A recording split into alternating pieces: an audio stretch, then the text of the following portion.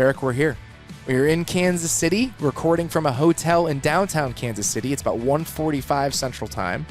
In about 6 hours, we will be at a bar in KC watching Chiefs-Ravens, and the 2024 NFL season will be upon us. How are you feeling? Great. It's the first time I've been literally here. For the past, 10, 12 years, I've been able to say, oh, we're here, it's week one. But I'm literally here at week one. It's a very cool feeling. Yeah, where Mike Golick walked by in the lobby 5 minutes ago. It has that sort of feel. Like we were at the epicenter of everything that is happening, and that always feels good. We were part of it, even if it's a small part of it. Exactly. So we're going to dig in today, as I mentioned in the intro, rather than kind of chewing on these games in any super substantial way, just because we don't really know what these teams are going to look like. There's so many surprises that come from week one. I wanted to lean into that a little bit and just talk about the potential surprises that we're looking forward to. So we picked 10 things, you and I, that we're excited to watch on the week one slate. This is pretty much how we handled the week one preview last year. And to me, it's just like the best way to talk about a slate of games, a slate of teams that we think we know about, but we don't really know that much about quite yet. So we're just going to run through those 10 things and just what we are really looking forward to watching in, I don't know, what feels like a super intriguing week one of the NFL season. You could have picked something from truly any game on the slate, because for the most part, even the teams that are going to be bad or are slated to be bad, there's something interesting about watching those teams. Like the Patriots aren't overly intriguing without Drake May, but I'm excited to watch the Bengals. I'm excited to watch the Panthers and what Bryce Young 2.0 looks like. That's on neither of our lists, but it could have been if we wanted it to be. I mean, that kind of sets the table for a different game that I want to talk about. It's not that game because there were only a couple that are 6-7 point spreads, all that stuff. But so I don't have Bengals Patriots, but there is a different, big point spread game I do want to talk about. I'm going to kick this off with the game that we're going to be watching. I guess if you guys listen to this on Friday, it'll be on tonight, which I'm not sure how I feel about Friday Night Football quite yet. I'm fine with it for week one.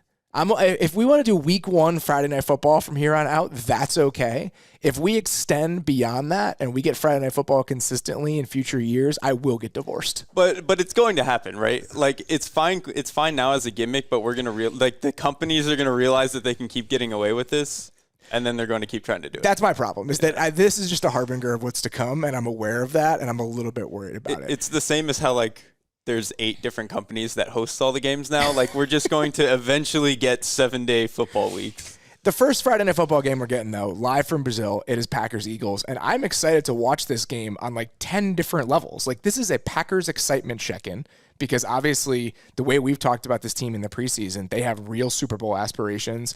I was watching people's Super Bowl picks just kind of roll through my timeline today. I think Barnwell picked the Packers to go to the Super Bowl. Schrager picked the Packers to go to the Super Bowl. I put him in there last week. That's right. Yeah. So there's a lot of excitement for the Packers. And on the Eagles side of this, it's what are the Eagles now? The last time we saw the Eagles, they were an imploding football team that was a year away from the Super Bowl, and people were wondering if their head coach was going to get fired and replaced by Bill Belichick. I think we've just forgotten this as everyone's picking the Eagles to win 12 games, but that was 9 months ago. So I'm just so intrigued, not only about what these teams look like on a broader level, but I think that there are some specifics on both sides of the ball that I just want some answers, because these are some of the biggest questions I have about any teams in the NFL as the season kicks off. Absolutely. I mean, the Eagles, is there a team in your mind that has a wider range of outcomes than the Philadelphia Eagles? It's a really good question. To me, I don't think there is. I think there's a world where they just explode, kind of like the back end of last year, and they win 7 games. I think there's also a world where they win I think they're too talented to win 7 games. Defense, I think there's a world where it does not come together the way. Yeah, they're a little older on defense. I think it would require some injuries. It definitely, but that's always on the table. Yes, yeah. So I think they're probably in that conversation. Part of me wants to say the Bills are in that conversation, just because the high end with Josh Allen, and if things come together, is pretty high. But I also think there's a chance they're just an average football team this year. I wouldn't bet on that, but I think it's on the table. In this game specifically, I'm just so intrigued by what the Packers defense looks like. We've talked about this a bunch over the course of the offseason, but I really like the talent that they have on that side of the ball, especially up front. Rashawn Gary's going to be healthy. Lucas Van Ness in year 2. The interior guys, Devontae Wyatt came on in a big way last year. We know what Kenny Clark is. If their young DBs come together, I think the personnel is really exciting. And then Jeff Hafley coming in to be their defensive coordinator, what's it going to look like? Like, we have absolutely no idea. And that's my favorite part of week one is just that you're opening up these boxes and they're like little presents that you get to open and unwrap. And there's just something in there waiting for you that there's no real way to understand what it's going to look like. I mean, I talked to Jeff Halfley August 14th, and he was like laughing about what they were going to do in the preseason and just how completely inconsequential it was going to be. So anything they did in those games, I wouldn't take anything from that if you're a Packers fan or anyone interested in this team. That's good to know. For me, it comes down to the secondary. I mean, this is an immediate trial by fire. Like you've got A.J. Brown, Devonta Smith is about as good as number 2 as there is. Dallas Goedert, I tried to throw him into the blue chip category. Like, this is about as tough of a 1-2-3 combo as you're going to have to cover in this league. Okay. And other than Jair Alexander, it's like, what are they going to be able to put together in the corner room? So I'm very excited to see how that comes together for them. And then on the other side, it's like, what is the Eagles' offense? Yeah, Kellen Moore is there now? Moore? Like, what are they going to look like? Do they have answers to some of the problems that they had late last season? And then we can take it a step further and flip it onto the other side of the ball. We have a guy in Jordan Love who was red hot for the second half of last season. He lit the Cowboys on fire in the wild card round. Ran into a roadblock in San Francisco, a very good San Francisco team in the divisional round. They lose, but this was the youngest team in the NFL last year. There's nothing but optimism about where they're headed. So what does that look like in year 2? And then the unit that they're going against also imploded in the second half of last year. So, like, what is a Vic Fangio Eagles defense? Like, this is my favorite part of this time in the calendar is just that we're just sitting here being like, all right, I guess we're about to find out all these things that we talked about for the last 6 months. And I think specifically with the Packers defense versus, what the Eagles offense might be, there's kind of a conflict of what you actually want to do, because Halfley to me is like, we're going to rush 4, we're going to play a lot of one high, and I know he'll probably spice it up a little bit more than he did at Boston College, but what do you want to do against Jalen Hurts and the Eagles? You want to blitz him. Yeah. You want to really put some pressure on him and make him. Will they? Are they going to be a team that blitzes? Like, this is where we are. And the thing is, like, okay, maybe they do this week 1 because Halfley's smart enough to realize that's the thing against Hurts, but then do they just go back to what Halfley wants to do for the rest of the season? Like, it's just and do the Eagles have an answer to that? I'd have no idea. That's what week 1's for, I guess. Week 1, I have no idea. There's going to be a lot of that over the next hour or so. All right, so what's yours? First thing that you were excited to watch or interested in as we kick off the season here? Yeah, I set the table a little bit for this, talking about, some games that kind of have some spreads. If you look at Cardinals-Bills, it's like a 6.5 point spread. I think there's a real chance that Cardinals is like the week 1, like, oh shit type of upset, which is bad for me because I have the Bills in our team picks. And don't you have Chiefs and Ravens? Yes, so you have to lose. I lose tonight, no matter what. I really enjoy that. Not great. The fact that you have to be horrible way to open the season is great. Yeah, horrible way to open the season. The fact that we had no conversations about this prior. You could have picked anything in the world to be the first thing that you were excited about, and you chose the Arizona Cardinals. I chose Kyler Murray just to keep poking at you. Really speaks to the level of sickness that you are going to be bringing to the Athletic Football Show over the course of this season. That's what I plan to do, man. But, I mean, how fun could this offense really be? And they're going against the Bills defense that, they don't have their best player in Matt Milano. We don't know what we're going to get at safety. I still think, like, even if the cornerback room is obviously not bad, I think they had some players who last year, like, maybe felt like they played above their level for, like, what their draft capital was or whatever. Like, see, I'm a Benford believer. But, like, he's going against Marvin Harrison Jr., who, like, I think there's a real chance he steps in and immediately looks like a star. Like, I just think that there's a chance that the Cardinals force, like, a 30-30 shootout and just absolutely kind of. I mean, I would absolutely love that. The Arizona Cardinals being an exciting offense would just add. Think about how many good offenses and good quarterbacks we already have in the league. If this team just immediately became one where you wake up on Monday morning and it's like, oh, what did the Cardinals do today? That would be a fantastic entry into an embarrassment of riches that we currently have on that side of the ball. I'm really looking forward to that one. I'm excited to see what the Cardinals defense looks like, weirdly enough. Well, that's why I think it's going to be a shootout because, Well, even, I don't think they're going to be good because they still don't have the horses on that side of the ball. But we talked about this in the NFC West preview. They are so much better at key areas than they were last year. Like, going from what they had to Justin Jones and Bilal Nichols is seriously an improvement. It may not seem that exciting, but that's what we're talking about here. And then we've got the Trey McBride element of this and just the weirdness of what Drew Petzing is going to do on offense. So that's a really good one. Like, that is a game that I think not a lot of people would necessarily be circling immediately, but I totally understand where you're coming from there. I'm going to keep with the primetime games here. I'm excited to see the Jets as like a potentially relevant NFL team. And the fact that we get a measuring stick in week 1 of them going against the 49ers is fantastic. There are 10 layers to this thing. what does the offense look like beyond 4 plays? Like, we got 4 plays last year with Rodgers. We have no idea, like, over the course of an entire game, structurally what they want it to be. The fact that we get Shanahan and Saleh in week 1 and that whole layer to things, in my mind, they had already played against one another since Saleh got the head coaching job. Because remember, Bosa got hurt at MetLife. He like tore up his knee at MetLife early in the season. That was 4 years ago. My bones hurt. I cannot. I was looking at it. I was like, oh, yeah, that was like a year ago, right? Or like 2 years ago. That was 4 years ago when Adam Gase was still the head coach of the Jets. Wow. I think it would have taken me a minute to realize who was the head coach before Saleh. So now we get that. So now, like, the sideline shots and it's just like the early commentary about, you know, the Shanahan tree and Saleh coming from that. And, you know, what sort of little tricks of the trade does he have to play against the Shanahan offense? Maybe none, but maybe some. Like, this is a very good gauge for that Jets defense against what we think might be the best offense in the league. So I'm very excited to potentially get a Jets team that, again, is watchable. Like, if we just get 28 of the 32 teams in a space where, like, I want to watch them every single week, that is a market improvement over what it's been like over the last couple of years. Easily. And I know we all want to watch the offense because we want to just see what we're going to get from Aaron Rodgers. Are we getting quarterback 8? Are we getting quarterback 18? I don't know. But on the other hand, on the other side of the ball with Jets defense versus Niners offense, in terms of just pure wide receiver talent versus pure cornerback talent, is there like a cooler matchup in the league right now? No. I don't think so. Like, pure talent-wise, this might be the best, especially like Sauce versus Ayuk in terms of just pure one-on-one, man-to-man, like, can you beat him? That's about as good as it gets. Yes, there's nothing better than that. And then even on the other side, it's like you have DJ Reed, Michael Carter just got a little bit of a contract extension. Like, this is arguably the best defense in the league going against arguably the best offense in the league in prime time in week 1. This is going to be so dumb to say.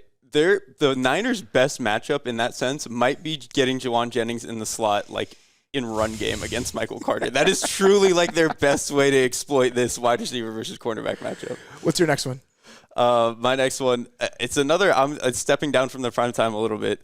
Well, not really, because we have the Dolphins here. I think this is an immediate test for the Jacksonville Jaguars, because this was a team that last year was, you know, they had come off a pretty hot 2022. We thought they were going to kind of ramp up and really have a nice 2023. Felt like they took their foot off the gas, just didn't know exactly what they were supposed to be.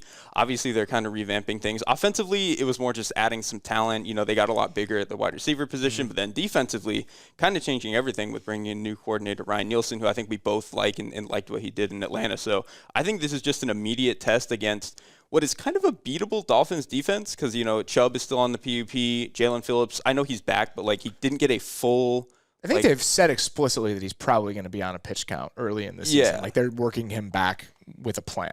Right, and you got a new defensive coordinator. Like, he's probably going to take a little bit of time to see what he's going to be up to. So I think this is just like a very beatable Dolphins team. And I realize I'm probably a little bit lower on the Dolphins than most people, but I think this is a really good test for the Jaguars to be like, okay, last year was a fluke. We can be a serious football team again. The Jags are the team that's almost hiding in plain sight. I know you picked them to make the playoffs, and I think there's a temptation to do so because we were all super excited about where they were at this point last year and whether they could be a team that was contending in the AFC. They gave the Chiefs a real run in the playoffs 2 years ago, and then the wheels just fell off. So they seem like a real candidate to me of a team that missed the playoffs last year and could win like 11 games, just like hiding there in plain sight. I wouldn't pick them to do that because I care about myself too much, but they're absolutely a candidate to have that sort of turnaround based on what the quarterback can do in the right circumstances, just even like incremental improvements with their surrounding talent. Like, Mitch Morse is not going to be the most exciting addition to any team in the offseason, but having a center that can potentially lift a couple of the guys around you, better health along the offensive line, a defensive coordinator that is going to bring a modicum of soundness to what they're doing. Like, they have enough to be a consistently competitive team with the best teams in the AFC, but I'm going to need to see it before I'm willing to like put any emotional chips that way. I'm already like way too deep in the emotional pool with Trevor Lawrence, so like that was not going to happen for me. I'm stuck here. We've talked about this. We talked about it in the AFC South preview. I hate the fact that I've had to become the guy who's just like pumping the brakes on Trevor Lawrence, and I already know that this is the year after I've had like not even doubt, but just throwing some cold water on it that he's just going to go nuclear from week 1. And I'm just going to look like an asshole because this is the one time where I was like, I don't know, guys. And of course, like, this is when it's all going to come together for him. I mean, I need it to happen, so we'll see. My next one, let's stick in the AFC South. We get Stroud Richardson in week 1. Like, this is the opening game of the season. Think about how exciting the Colts-Texans game was to end the season last year for one of those teams to get into the playoffs. Gardner Minshew was the quarterback on the other side. Dropped pass. Yes, it was an incredibly exciting game. Like, that was a regular season game that I was looking forward to as much as any in recent memory.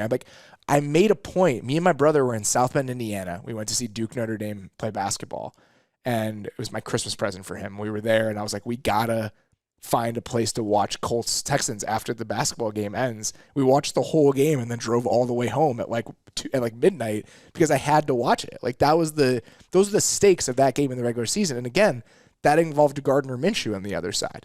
So you have an immediate. Oh, go ahead. Because think about how differently we would think about the Texans if that pass at like 4th and 2 or whatever it was doesn't get dropped. They convert and the Colts. See, maybe you would think differently about the Texans. Well, no, but like. I would still be high on them because I love C.J. Stroud, D'Amico Ryans, all this stuff. But like in the grand scheme of things, how that Browns game doesn't happen. Yes. Yeah, how differently would people think about the Houston doors Texans? Moment. I haven't really considered that. Part of me wants to think that I'm so in the bag for Stroud that it wouldn't have colored the way that I think or talk about them. But I think it would be ignorant to ignore that. Yeah. Like if we didn't have the Browns game, would I actually be that far along with Stroud? Because he made like 4 plays in that game that loom large as I think about what he is. So that's actually a very good point. So now, but we have Richardson now coming into that entire equation, and this is an immediate test for the Colts offense against the Texans defense that I think we both believe is going to be pretty good. Like, they were pretty good last year. They got improvements at a couple key spots. You build in some development from some of the younger guys. And so I think almost immediately, we're going to get a sense of how much of the optimism that people had about the Colts offense, about Richardson in year 2, about all of this coming together was justified, and how much of it was wish casting that actually was probably a little bit quicker than it should have come. Right. I mean, I think that's the huge thing. I'm really interested to see what the run game looks like in this game because, I know Houston was a very productive run defense last year, but I still look at this interior and I look at some of the injuries at linebacker with Harris not being able to play, and I'm like, man, when you have Anthony Richardson, this offensive line, maybe the best running back in the league when he's healthy, like there's a real chance that they could go kind of crazy in this game, even for how good Houston's run defense was last year. I'm a little bit shocked that you're saying this because you know that by saying that this is like a bet against D'Amico Ryans. Yes, just like the overall formula I realize that. I'm not saying long term necessarily. You think a D'Amico Ryans team is going to get pushed around in week 1 of the season? If any offense can do it, like if I had to put 5 in my hand, that could do it. The Colts would be one of them. I'm not saying that that's crazy. I'm just surprised you're the one who's making this point. I'm not going to bet on it. I probably would still lean on betting on D'Amico, but like I think if there is a world where the Colts do win this game, it is somehow they've just like choke the life out of the clock and don't give C.J. Stroud that many opportunities to put up 35 points on Gus Bradley. We haven't really mentioned because that's going to happen. There's also the C.J. Stroud of all of this. Like the fact that we have a guy coming off one of the best rookie seasons we've seen in the last like 10 to 20 years. And something I was thinking about today, just like what Act 2 could look like for C.J. Stroud and how this is maybe different than the Justin Herbert year we saw as a rookie or even what Andrew Luck did as a rookie. Those are probably, anecdotally, like those are probably the 3 best rookie debuts that we've seen in the past 10 years. Would you say that? Like 15 years? Since I've been like cognizant of football. Yeah, I started covering the league full time in like 2011. So I think Luck, Herbert, C.J. Stroud are probably the 3 and like best. Dak maybe. And Dak is a good one too. Dak's a good one too. So, but Dak was like. He was a really good game manager, and then grew to be something else. He was a very specific cog in that machine. Russell Wilson's similar sort of thing, right? Where like if you look at the roles they played within those offenses, those were the most efficient rushing offenses in the league, right? So they were asked to do a little bit of something different than what I think Stroud, Luck, and Herbert were asked to do. Herbert and Stroud were like, oh shit, they're really good drop back passers. Exactly. So I think Dak and Russell Wilson are also worth mentioning. That's a good point. But if you look at Luck and Herbert specifically, what happened after Herbert's rookie year? Steichen's gone. Yeah. They're immediately resetting. Joe Lombardi comes in and it's like, okay, well, this guy was really good, and they're thrown into dysfunction right away in year 2. Andrew Luck lost Bruce Arians after his rookie year. Bruce Arians gets the head coaching job in Arizona. Pep Hamilton comes in, and like there's immediately no continuity for this guy who was the best rookie quarterback that we've seen in X amount of years. Well, guess what? The Texans have everything coming back. and they got better players. Right. Like, so every single element of why this could look better in year 2 and why we should be excited to see it in year 2, it's justified. It's not like these other cases where even if the quarterback was really good, we've removed some of the component parts in ways that don't allow that guy to build on that kind of debut season that we saw. No, that's a great point because they only added talent in terms of the pass catchers. Like, they brought everybody else back and then added Stephon Diggs. And then the offensive line cannot be as injured as it was last year. It would be impossible. I mean, especially week 1, obviously. Like, they're going to be healthier than they were last year. So, they're especially against this Colts secondary, which I think we both kind of had some questions about when we did the AFC South show. When you have these 3 receivers against a lot of young and unproven guys who are like not high draft picks, there is a chance. This is why you need to choke. You need to keep CJ Stroud from getting that many possessions because there's a chance they can score every single time they touch the ball here. There's a shot that we're just sitting there at halftime of this game, and the Texans have put up like 21. And I think the Colts are going to be a decent team, and it would be moderately surprising if this happened. But it's on the table for the Texans to just like go nuclear on offense this year with the players that they have, and we may get an early indication of that against what could be a shaky secondary. All right, what's your next one here?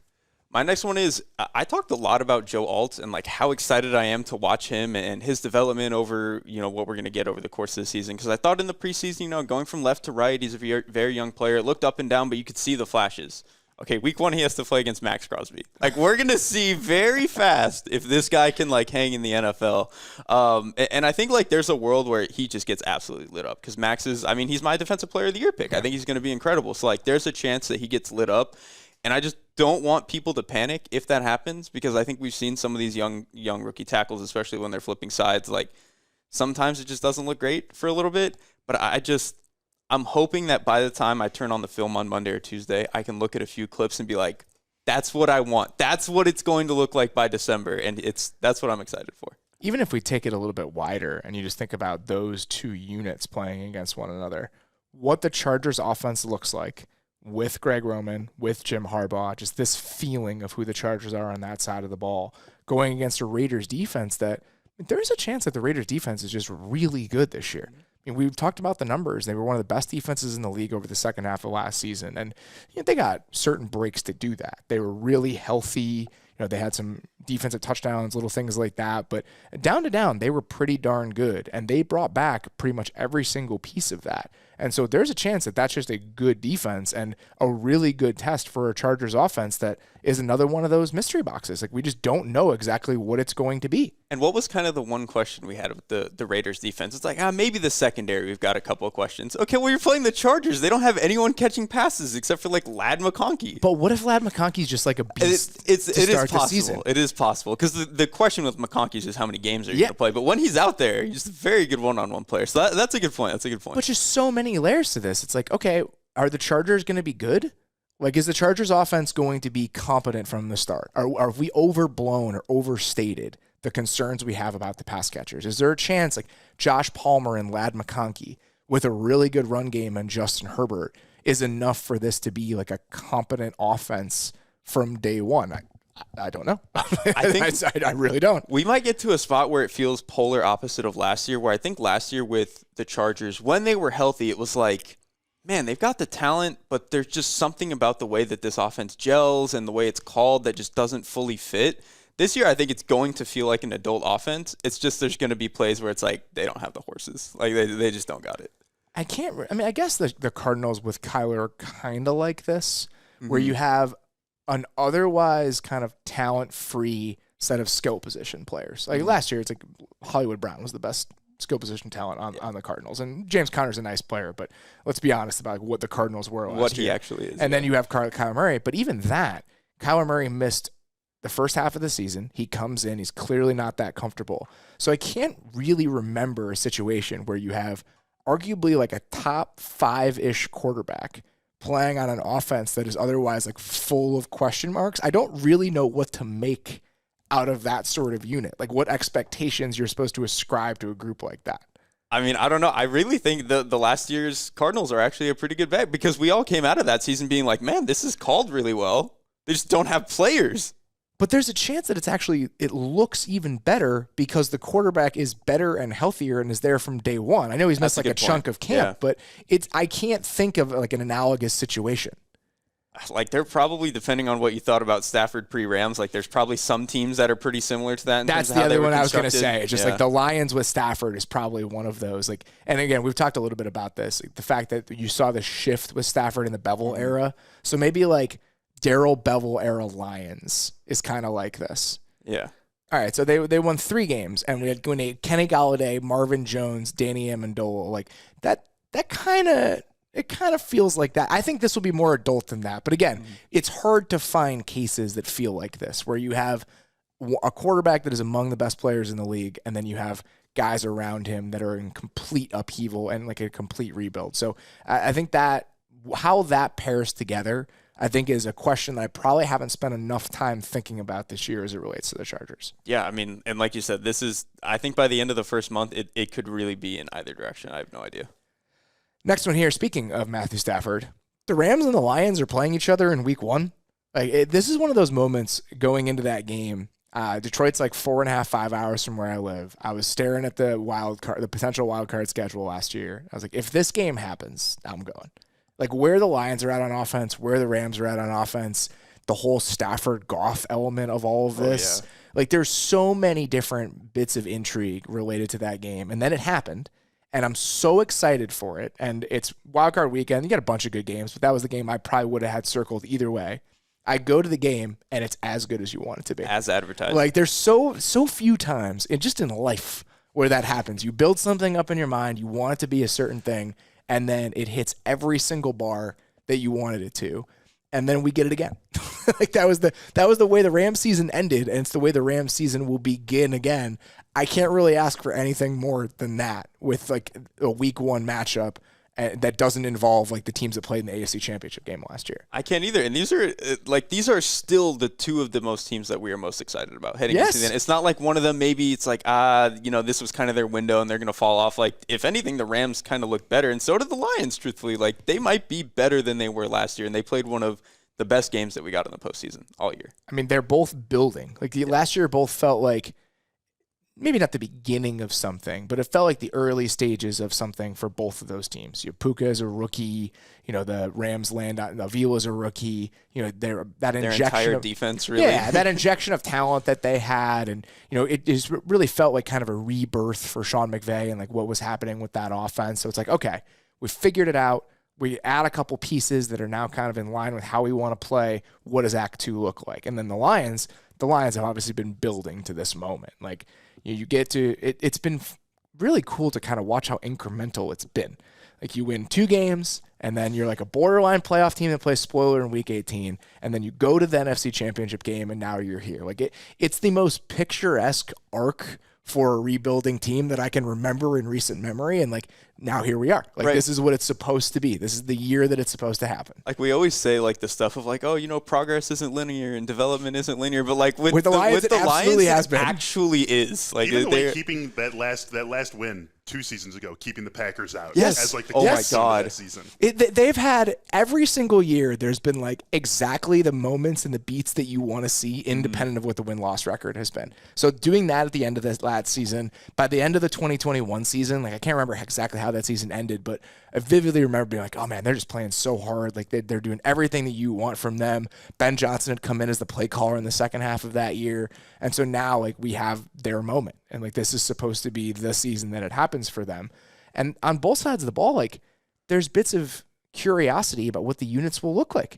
We talked so much about what will the Lions defense be with all these new corners, and they get Cooper Kupp and Puka Nacua in week 1. What will the Rams defense be with all of these young pieces? They get a Lions offense in week 1 that might be the best offense in the league. Mm-hmm. So every single second of this game is worth watching because of all of the questions that we have. What do you most want to see out of either team that is like maybe different from last year?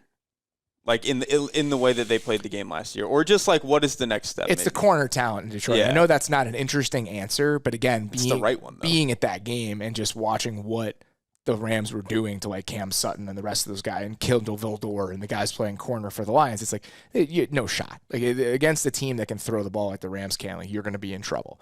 And now the hope is you brought in the guys to give yourself a fighting chance against some of the best offenses in the league. So I think that's definitely the answer, because that's where the Lions spent so much of their focus this offseason. I think Stafford had like 10 yards an attempt in that game. So it was ridiculous. Yeah, he was just absolute nuclear mode. So yeah, I would say holding him to not 10 yards an attempt would be great. Yes. And I also think that on the other side of the ball, it's the same kind of deal. It's just like, do the Rams now have the bodies to hold up on the back end? Because weren't as splashy as the moves that the Lions made in the secondary.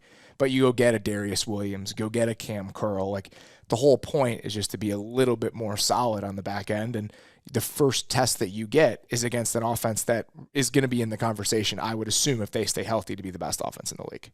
I'm honestly, on the Rams point, I'm actually really interested to see how the front holds up, especially in the run game, because actually in the second half of that game, they were incredible. It was like 8 handoffs for 13 yards for the Lions or something. Like, they were really good at stealing the edges. Like, Jonah Williams was randomly good for them. Ernest Jones had some good plays. Those 2 players I just mentioned are not on the roster anymore. They've got some. Neither is this other guy that used to play for the Rams. Right, neither is the Donald. best player that is in the league. So they've got a lot of guys to replace. But I think, we're kind of optimistic on some of the guys they added, but this is still a very good Lions offense and Lions offensive line. So, what's your next one? My next one is, kind of speaking of trench play, we're going to find out really fast if this Dallas offensive line and some of their young guys are up to snuff and actually ready to play NFL football. Because I think Dallas is, we talked about their ceiling as an offense because they don't maybe have some of the skill talent they used to. But I think their floor is going to kind of depend on how well Tyler Guyton and Cooper Beebe can really come together.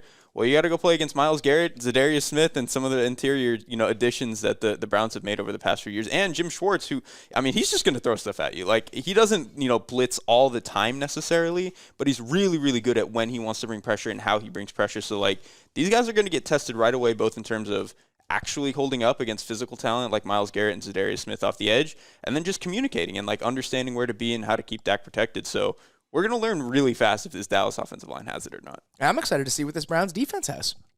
This was like a season-defining unit last year in terms of what they were doing for most of the year.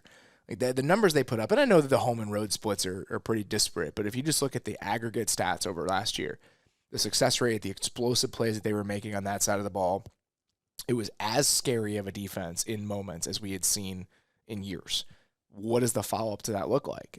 Can they build on that? Are they going to have enough wrinkles to make things difficult on, even if the ceiling is fairly limited for Dallas? We have a lot of faith in what the quarterback can do and just some of the talent on that side of the ball. So it's a good test and a good measuring stick for a defense that's going to have to be one of the best 2 or 3 in the league for this team to get where they want to go, unless they vastly outperform what we think they're going to do offensively. I think it really comes down to what is Schwartz going to give us in terms of, because he's kind of typically been a guy who is better than Gus Bradley, but it's a little bit of like, all right, he runs what he runs, and that's kind of what you get from him. But like, talent-wise, they brought the band back together. Like, this is basically the same starting 11 that they played last year. Like, it's pretty. They swapped out one Anthony of their Walker. linebackers. Anthony Walker's gone. Taki is like and Anthony Walker are the 2 guys that are gone. Like, all respect to those guys, but right. The main players here have returned. Right. All they did was swap out a couple linebackers and like signed Quentin Jefferson. So it's like role player for role player, but mostly they're bringing back the same guys. So like Schwartz kind of just needs to prove that either one, he can just get these guys to play at the same level they were last year in terms of just doing their base stuff, or add a couple wrinkles. But like, you brought the band back together. If this fails, it's on him. So like, it's kind of a cool test for him. And we can even take this to the other side of the ball if you want to. What does the Cowboys defense look like with Mike Zimmer? This one I'm not as excited about because I just don't know if this is a great test for it. But fair, but even like structurally, like what are they going to do? Mm-hmm. Like what are the bones of a Mike Zimmer defense with this talent on with the bones of a Mike Zimmer unit with this level of talent on defense? What does that look like? How is Micah Parsons deployed? How much man coverage do they play? How little man coverage do they play? Like, this is week 1. Like, this is the time where we get the answers to that stuff that we've been talking about, wondering about, thinking about for however many months now. Yeah, I think it's just going to be a matter of how many just egregious explosives do they let up. Because that always felt like, even when Dallas was at their best, that felt like their biggest issue the last few years with Quinn. Zimmer, I have a little bit more faith that's not going to be a problem. Well, isn't that the point, right? That was the point. You were fighting for the chaos on both sides. But that's what I mean. Now going the other direction, like that's what's so interesting about the transition that they've made here is like, how much more soundness are we going to get from the Cowboys defense? And if you can have that level of soundness that like clears a certain bar and you still have a lot of talent and ability to get after the quarterback, is there a chance that this version of the Cowboys defense somehow gives us the best of both worlds that the previous stuff under Quinn could not. I still think so. I mean, I think I had him like 6th or 7th still on our defensive show. I have still feel okay about that. Did. Yeah, I still feel okay about that. Maybe I'm just like too Zimmer-pilled, but I'm willing to ride with it. My next one here, I mean, I was saving this for last just so I wouldn't be a parody of myself, but like Caleb Williams plays football for the Bears on Sunday. There's so many different examples that I could trot out about why this Bears season feels different. The one that I'll say, and I don't know if I've said this on a show yet at this point, my mom texted me probably like 3 weeks ago, and she was like, your grandparents are trying to figure out how they can watch the Bears games in Arizona this fall. My grandparents have lived in Arizona in the fall for 10 years.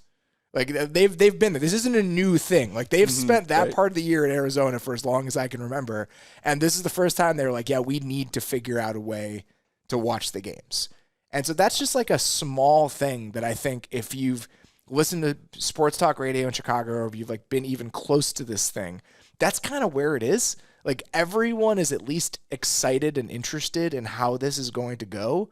And now we get to actually see it. Like the fact that I get to turn on the TV on Sunday and Caleb Williams is throwing to Rome Odunze, DJ Moore, and Keenan Allen is going to feel like a very disconcerting experience to me. I mean, the quarterbacks over just that span. Like, we don't even have to go further than that, which the entire Chicago Bears quarterback history is disgusting. But, like, even just that span, it's what, like, Cutler, Mike Glennon, Mitch Trubisky for, like, half a season where it looked kind of promising. Andy Dalton, Nick Andy Foles. Dalton. Oh, I even forgot that somehow. Like, there's always, obviously there's the up always and down of the three field more saga. underneath the rock. As you're talking about the Bears quarterback history, there's always like 2 or 3 more that you're not remembering that existed even in that span. That's a great point.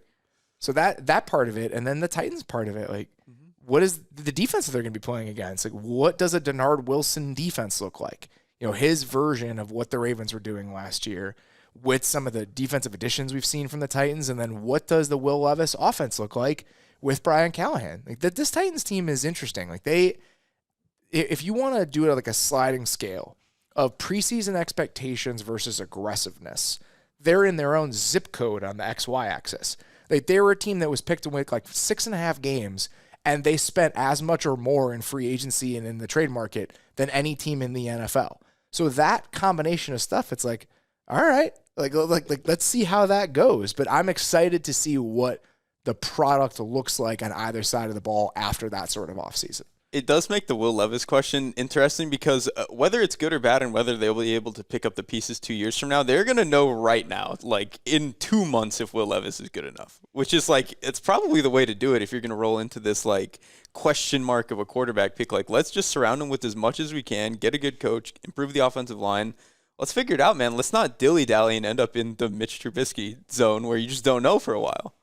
I mean, the Bears are pretty aggressive in year 1 and year 2 of the Mitch Trubisky experience. It just, the guy pulling the levers on that side of the ball probably wasn't the right guy. I feel a little bit more optimistic about Brian Callahan than I did about the Matt Nagy play calling experience back then. Yeah, I haven't talked to Brian Callahan myself, but knowing what I know about Matt Nagy as a play caller, I'm kind of in that realm as well.